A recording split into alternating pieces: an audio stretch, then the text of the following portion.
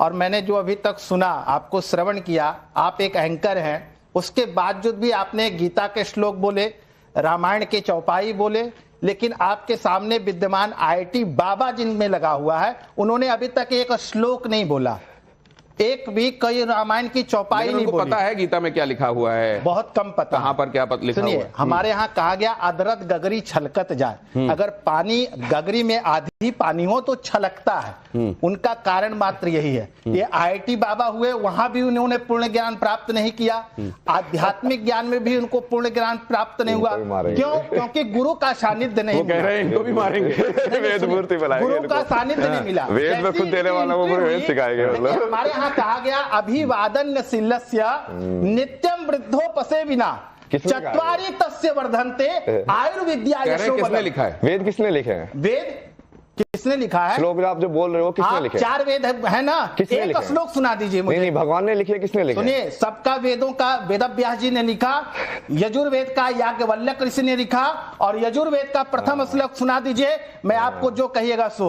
या चारों वेद में, ऋग्वेद, सामवेद, मैं कोई नहीं सुनाऊंगा, मैंने पहले डिक्लेरेशन कर रखा है। आप बाबा हैं, 5वां वेद लिख रहा हूं, आपको आध्यात्मिक 5वां वेद मैं सुनाता हूं। 5वां वेद आप बताइए, हमने चारों वेदों को पढ़ा, मैं यहाँ खड़ा हूं और आपने कोई अध्ययन नहीं किया, शास्त्रों का ज्ञान नहीं है, वेदों का ज्ञान नहीं है, एक श्लोक नहीं जानते। आपकी बात को मैं उस तरीके से ले जाता हूं ताकि उसका जवाब मिल सके, ईगो पे बात ना लगे। मैं आपसे ये जानना चाहता हूं, ये इनका कहने का मतलब ये है कि एक रिजीम में डालने के बाद उसकी एक प्रोसेस होती है जिससे कोई एक व्यक्ति कहीं पर पहुंचता है। जैसे आपने आईआईटी तक पढ़ाई की, तो आपने 10th किया, 12th किया, आप सेलेक्ट यार मैं सब जवाब दे नहीं रहा ना, जो मैं ऑलरेडी अपने आप को भगवान बोल चुका हूं, मुझे सब बकवास में क्या इंटरेस्ट है? आप भगवान हो?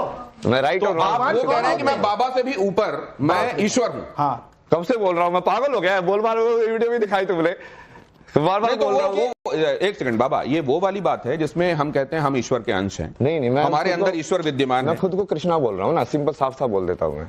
मैं खुद को कृष्णा बोल रहा हूँ बस। बोलने की क्या, आपको लोगों को बताने की क्या जरूरत है? आपको अरे मैं कुछ भी करूँ, आपको क्या जरूरत है? आप मुझे बताने वाले कौन होते हैं? मैं क्या कर सकता हूँ? भगवान कैसे हो सकते हैं? मतलब मैं कुछ भी करूँ? भगवान से कहते हैं भा से भूमि, एक बात से गगन, ये वा से वायु, ना से नील और आ से अग्नि, पंच तत्व को हम लोग भगवान। आपकी राम से बात कर रहा था ना मैं, देखो कैसे चिल्ला के, मतलब मैं अंदर कुछ है, मैं इनके अंदर कुछ है। वो ये कह रहे हैं कि आप मेरे से आराम से अपनी बात पूछिए। मैं एक बात आपकी ले जाना चाहता हूं। हाँ बाबा, इस तरह के उन्होंने कहा कि मैं अब इस तरह में बांसुरी बजाने लगूंगा। हाँ। लेकिन एक बात मैं ये जानना चाहता हूं, आपने ये कहा कि अपने आप को बताने की आवश्यकता क्या है? अपने आप को बताने की आवश्यकता क्या उस समय जब भगवान राम हुए या जब भगवान कृष्ण हुए, उस समय आवश्यकता पड़ी थी या नहीं पड़ी थी? आप जरा इसको यहाँ ममता का लीजिए, आप तब से कुछ चीजें देख रही हैं और आप नोट डाउन भी कर रही हैं। क्या महत्वपूर्ण ऑब्जर्वेशन है अभी तक आपके? इनका वेद मूर्ति से आज वो कर देते हैं ना पूरा। मैंने जल्दी से यहीं पर अभी आईआईटी बाबा जी के लिए 2 लाइन्स लिखी हैं, तो वो मैं पहले पढ़ना चाहती हूँ। कहो आईआईटी बाबा या अभय सिंह, कहो आईआईटी बाबा या अभय सिंह, ईश्वर की भक्ति में तल्लीन बाबा की भक्ति है सुप्रीम। तार्किक बातें, सनातन का सम्मान, ईश्वर का अंश, ज्ञान का भंडार, त्याग की प्रतिमूर्ति। बाबा जी आपको मेरा बारंबार प्रणाम। तारीफ करो नहीं, मैं और ये जो मैंने लिखी है, ये मैंने यहीं पर खड़े होकर के लिखी है, मैं कुछ लिख करके नहीं आई थी। तो इस तरह के चैलेंजेस जो आप सुन रही हैं, वो जायज है नहीं है? मैं उसी पर आ रही हूँ और मैं ये बोलना चाहती हूँ कि आज जो मैंने लिखा है, ऐसा नहीं है कि मैंने इनको अभी सुना इसलिए लिखा, नहीं। जब से ये वायरल हुए हैं, जब से ये महाकुंभ में गए हैं, मैंने इनका हर इंटरव्यू सुना है, मैंने इनकी हर बात सुनी है। और एक बात है कि एक पढ़ा लिखा व्यक्ति यदि सनातन, जो वो सनातनी है, उसको वो प्रीच कर रहे हैं, तो उसमें विरोध क्यों? उसमें उनको समझने वाली बात क्यों नहीं? उन्होंने जो बात बोली, जो मैंने सुनी, वो ये कि सनातन इज साइंटिफिक। तो सनातन धर्म वास्तव में विज्ञान है।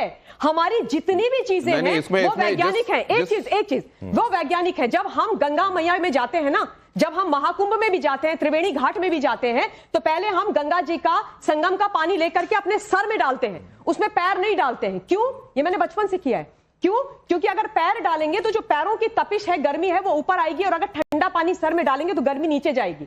तो Sanatan is directly related to science and that is what he is talking. उस पे जाएंगे हम, लेकिन मैं ये जानना चाहता हूं, he is saying I am God. हाँ, यू सब्सक्राइब टू इट? देखिए, हमारे यहाँ पे सनातन में क्या बोलते हैं, कण कण में भगवान है। हाँ। तो कण कण में भगवान है जब हम मान रहे हैं, और हम ये भी कहते हैं कि ईश्वर का जो हमारे अंदर जो आत्मा है, आत्मा अजर अमर है, ठीक है ना? ये आपने महत्वपूर्ण बात कही है, लेकिन कण कण में उन्होंने उनसे मैंने ये सवाल पूछा कि जैसे हमारे अंदर ईश्वर विद्यमान है, क्या आप वैसे ही कह रहे हैं कि मेरे अंदर भी ईश्वर विद्यमान है? उन्होंने कहा नहीं, मैं कृष्णा हूं। अब ये क्या वही one and the same thing है या इसमें फर्क है, अलग अलग है? ये आपसे समझूंगा, लेकिन मानवी आपको क्या दिखाई देता है? देखिए, मेरे को तो जो अभी तक मैंने सुना ये दिखाई देता है कि एक व्यक्ति जिसका अच्छा करियर चल रहा था, वो अच्छा सेटल थे, अच्छा कमा रहे थे, कहीं ना कहीं अगर वो हर चीज को त्याग करके सनातन को जानना चाहते हैं, सनातन में रुचि रखते हैं, तो कई लोगों के पेट में दर्द क्यों हो रहा है, क्यों आपत्ति है? क्या बाबा से कई लोग जल रहे हैं? क्या अगर वो ज्ञानी, उनका कसूर क्या है? उनका कसूर क्या है? वो एक बाबा है, क्या वो पढ़े लिखे हैं, ये उनका कसूर है?